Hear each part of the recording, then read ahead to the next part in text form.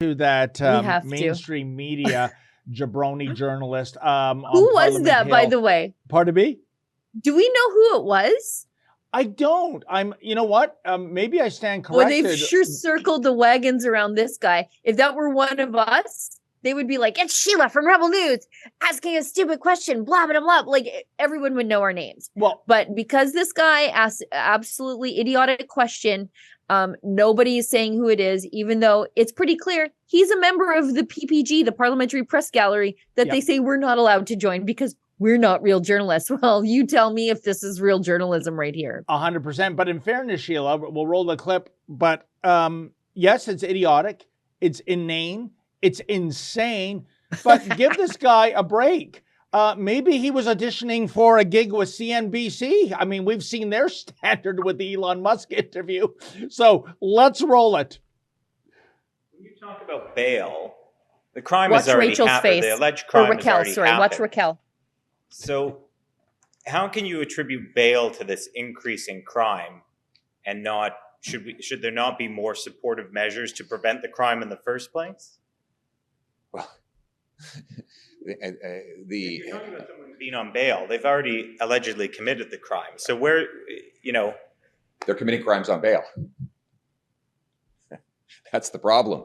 The problem is, I'll give you an example. In Vancouver, the same 40 offenders were arrested 6,000 times in a year. That's 150 arrests per offender per year. Why? Because they're arrested in the morning, then they're released on bail by noon, they reoffend, they're back in jail by 2 p.m, and then they're released by the evening so that they can commit their final crime before they go to bed. The failure of the system to not support people who have committed crimes, gone to jail, served their sentence, and then they're committing another crime. So is this not a failure of things like social services and support for people who have committed crimes? Are you serious? I'm asking you a question. No, I mean, are you serious? Come on. You're telling me, no, excuse me, let me answer your question. Are you honestly saying that it's society's fault if a repeat violent offender commits 60 or 70 offenses? I think that criminal is to blame for his own actions. He is personally responsible. We're not talking about some kid who made one mistake when he was 19. We're talking about people who do 60, 70 violent offenses. And then because they're criminals. But why are they criminals? Because they do crime. Why do they do crime? Because we let them out early on bail. So because they I think we've solved the riddle here. Because they got let out early on bail. That's right. They then commit the crime. That's right. So yes, that's what all the experts agree is the cause of the crime. So had they stayed in jail the whole time on bail in jail, not on bail as you say, they would then not commit crimes. Because they'd be in jail, so they couldn't commit crimes. And when they get out at the end of their sentence, they're crime free? Well, we can't guarantee that, but what we can guarantee is the period when they're behind bars, they will not be able to do crime. Oh my God, Sheila, I don't know where to begin. I'll just say one point, then I'll throw it over to you. I love that. Why are they criminals? Because they commit crime. You know what that reminded me of, Sheila? The 1982 movie Superman 2, where Clark Kent and his editor, Perry White, are at the Daily Planet briefing room, and he's about to be dispatched to Paris because Perry White explains to Kent that terrorists have taken over the Eiffel Tower and they have a nuclear device, and if they don't get paid out, they're going to nuke Paris. And Kent says, Mr. White, that's terrible. And Perry White says, yeah, Kent, that's why they call them terrorists, right? Yeah. Yeah, they're called criminals because they committed crime. This is unbelievable. We have to find the name of this reporter, Sheila, and scrum him. He might be the dumbest reporter in Ottawa. And given that Rachel Gilmore is, or I should say was, on the Hill at one point, that's saying something. Yeah, these people are absolute idiots. And I see the other journalists like sort of circling the wagons around him like, oh, maybe he was inarticulate in his question, but it's a good question. Or they also say the newsrooms aren't giving us time to prepare our questions. So when we turn up, that's what Rachel Gilmore said. She basically said, so when we turn up and have no idea what we're going to say or what we're going to ask or why we're even there, it's not our fault for not being good at our jobs or being like aware of the news of the day. It's literally your job, by the way, you're a journalist. Forgive us. It's our boss's fault that we turn up at these things completely clueless. And these are the same people who say, Rebel News, you can't join the PPG. Yeah. You can't join the Parliamentary Press Gallery. I think it's fascinating that these are the same journalists who are like, Tamara Leach, lock that terrorist up forever. Yeah. They held her for like almost 50 days without bail. And all she did was say, hold the line. But they want violent criminals out on bail, like the very same day, as long as they tell a judge, oh, for sure, judge, I'll be good this time. And the judge is like, you weren't good yet, like literally yesterday. But no, let him out. It's really something else, because again, not only are these the same journalists who are like, lock up Tamara Leach forever, throw away the key, that little woman is a terrorist, but they're also like, Sheila, oh, she's a terrorist because she misgendered someone. Yeah. And so the person she misgendered had to go and get an IV drip of wokeism at the hospital because they're dying. Sheila genocided them by misgendering them. And also, Sheila, you should go to jail forever because you're a law-abiding gun owner, but the government made your guns illegal through the stroke of a pen. So you're a terrorist, but the guy who actually didn't go through all the same hoops I did to own the firearms that I have, who probably have them stolen or trafficked across the border at Six Nations, he can get out on the same day.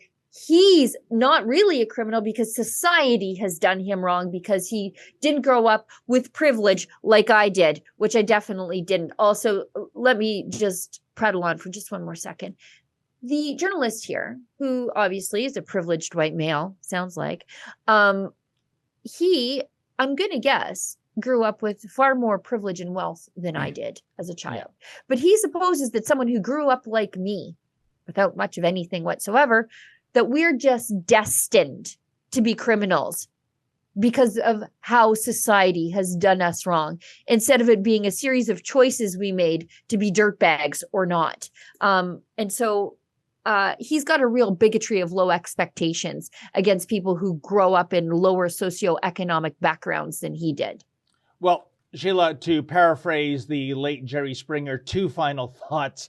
One is, I can tell you who is smiling like a Cheshire cat right now, and it's Blackface himself, because here is a journalist on the taxpayer payola, and he's hitting the right notes when it comes to Blackface's brand of liberalism, you know, systemic issues, the devil made me do it, nothing about self-determination, willpower of the individual. That's why you're a criminal.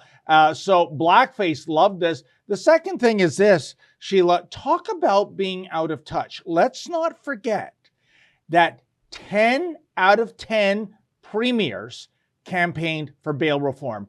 3 out of 3 territorial leaders.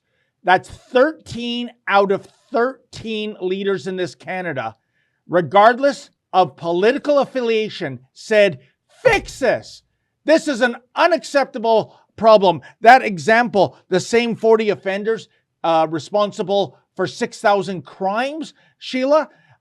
So this guy is taking the viewpoint that isn't even shared by the vast majority of Canadians, if you believe the point of view of the provincial and territorial leaders, who would not campaign on something that would be unpopular with the voter base. Yeah, this is directly actually from Justin Trudeau's playbook. Yeah. It is directly the motivation for the most recent reforms on sentencing for certain gang-related offenses, violent offenses, including gun-related offenses. So they removed the mandatory minimum sentencing for a whole host of seriously violent crimes that are largely committed by organized criminals, because of systemic racism, which was one of the reasons they gave, which again is just the bigotry of low expectations. And we're seeing it here. So this is exactly the question this journalist is asking. It's systemic racism that's making these people commit the crimes. Yeah. So even if that were true, why is letting them out to commit more crimes the solution to that? Like literally, why is that? Why is that the solution? Even if you believe systemic racism is making people do these things, how is just the revolving door of the legal system wherein they continue to plague their communities the solution to that problem? It's not. And keep them in jail and reform them, because part of going to jail is not just punishment, but also hopefully reformation. And you need some time behind bars to reform, but you don't get to have that if they just keep letting you back out. Where's the consequence? Yeah, 100%, Sheila. And you know what's worse? They don't give a tinker's damn about innocent victims. And the reason is they have no empathy. With blackface, he's always in the presence of armed security. And so the idea of him being victimized, well, that just isn't going to happen. Not that I'm wishing it upon him. Yep. Unbelievable. You know, I mentioned Jerry Springer. Do you think, Sheila, the world has become the Jerry Springer show? Like all the insanity that he presented as so-called reality TV. And I always did love at He'd the be end. charged with a hate crime. He'd be charged with a hate crime in Canada. Oh, yeah. At this point. Yeah. For sure. You know, I not to go off on a tangerine, but I always loved at the very end of the Jerry Springer show, Jerry would have his final thought where he'd weigh in as the moral authority. And it'd be like, you know, yeah, in the final analysis, maybe it's not a very good ethical decision to have a sexual affair with a transvestite midget, right? Yeah. Oh, you don't say, right? It was always like the lesson about being honest. Like if everybody was honest, we wouldn't be here. That's a clip from something we call Rebel News Daily. It's our daily live stream hosted by my friend David Menzies, but the show also includes a rotating cast of hosts and special guests, including me. It's a great way for us to talk about the news of the day as the news is happening in an unscripted fashion, and it's an awesome way for you to interact with us as well. We stream every weekday, 1 p.m. Eastern, 11 a.m. Mountain, wherever you find Rebel News. See you there.